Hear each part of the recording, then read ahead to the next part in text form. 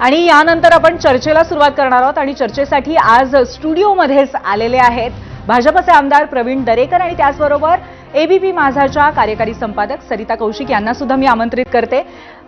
सरिता आणि त्याचबरोबर प्रवीणजी आपलं मनपूर्वक स्वागत आहे। आणि त्याचबरोबर गेस्ट सेंटरला आपल्या सोबत आहेत काँग्रेसचे मुख्य प्रवक्ते अतुल लोंढे।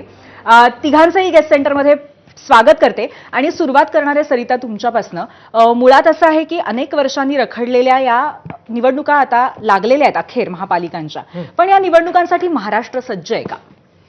मला वाटतं महाराष्ट्र इतका थांबलेला आहे पूर्वी या निवडणुकांसाठी की महाराष्ट्र नक्कीच सज्ज आहे। आता प्रश्न हा आहे की पक्ष सज्ज आहेत का? तर पक्षही सज्ज आहे, कार्यकर्तेही सज्ज आहे, मतदारही सज्ज आहे। सगळे लोक थांबलेले होते की कधी एकदाच्या या निवडणुका लागतात।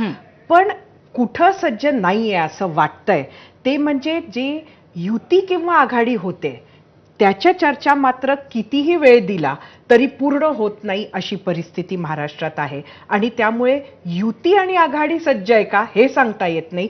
इंडिव्हिज्युअली पक्ष मात्र नक्कीच सज्ज आहेत। आपण आपल्याला हे आपली जी इतर गेस्ट मंडळी हे जास्त चांगलं ते सांगू नक्की। त्यामुळे आपण प्रवीणजींना विचारूया की महायुती सज्ज आहे का? कारण भाजप सज्ज आहे हे तुम्ही आम्हाला सांगणार आहे, आम्हाला माहिती आहे। भाजप सज्ज तर 100% आहेच, परंतु भाजप मित्र पक्षांची पण काळजी घेतो आणि त्यामुळे आता आपण देवेंद्रजींची पण स्टेटमेंट त्या ठिकाणी पाहिली असेल एबीपी माझावर की जास्तीत जास्त ठिकाणी आम्ही महायुती सोबत त्या ठिकाणी लढणार आहोत आणि आमच्या जागा वाटपाच्या फेरीसुद्धा त्या ठिकाणी सुरू झालेल्या आहेत आणि त्याच्यामुळे महायुती पण आमची त्या ठिकाणी सजग आहे, सज्ज आहे।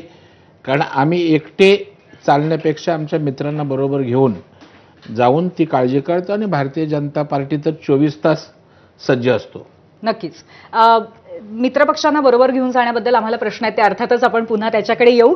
पण आता मी अतुलजींकडे जाते आणि अतुलजींना मला असं विचारायचं आहे की महाविकास आघाडीबद्दल तुम्ही काय सांगाल? सज्ज आहे का महाविकास आघाडी? कारण अर्थातच पुढचा प्रश्न आमचा असणार आहे मुंबईबद्दल, पण ओव्हरऑल सज्जता याबद्दल तुम्ही काय सांगाल?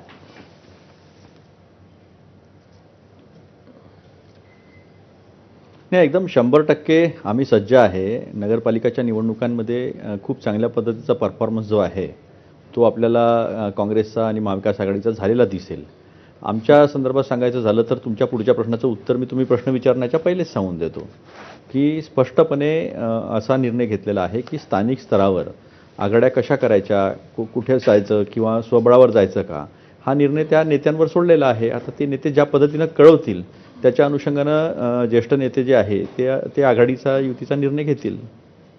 त्यामुळे चिंता नसावी, फक्त निवडणूक आयोगाने पारदर्शक निष्पक्षपणे निवडणुका कराव्यात। बरं अतुलजी, खरं तर माझा प्रश्न आपल्याला असा आहे की एकंदरीत असं जरी तयारी आपली आहे आणि यावर शंका घ्यायचं कारण नाही, पण अजून जो मूळ प्रश्न आहे म्हणजे राज ठाकरे असताना काँग्रेस बरोबर जाणार का? राज ठाकरे आणि उद्धव ठाकरे तरी एकत्र येणार का? याची उत्तरं अजूनही मिळालेली नाहीये आणि ती काही गुप्त ठेवून काही फायदा नाहीये। त्यामुळे आमचं ठरलं पण आम्ही तुम्हाला सांगत नाही ह्या असं तर उत्तर तुम्ही देणार नाही।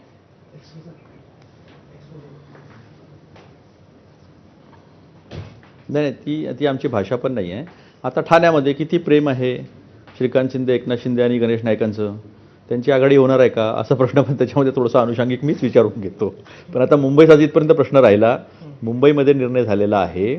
आमचे आदरणीय प्रदेशाध्यक्ष तिथल्या वर्षाताई आहेत, हर्षवर्धन सपकाळजी आहेत आणि आमचे चेन्नीथला साहेब, त्यांनी स्पष्टपणे तिथल्या सगळ्या नेत्यांनी सांगितलं की आम्हाला इथे स्वबळावर निवडणूक लढायची आहे। तरी आता निवडणूक झाल्यानंतर अंतिम फेरीमध्ये जे आहे त्यावेळेस चर्चा होऊ शकते, पण मुंबईच्या संदर्भातला निर्णय आमचा क्लिअर आहे। आता इतर ठिकाणी कशा पद्धतीने जायचं शशिकांत शिंदे मी आपल्याला थांबवते। अगदी आता शशिकांत शिंदेचा बाईट आपण ऐकला असेल। शशिकांत शिंदे यांनी आत्ताच सांगितलं की काँग्रेस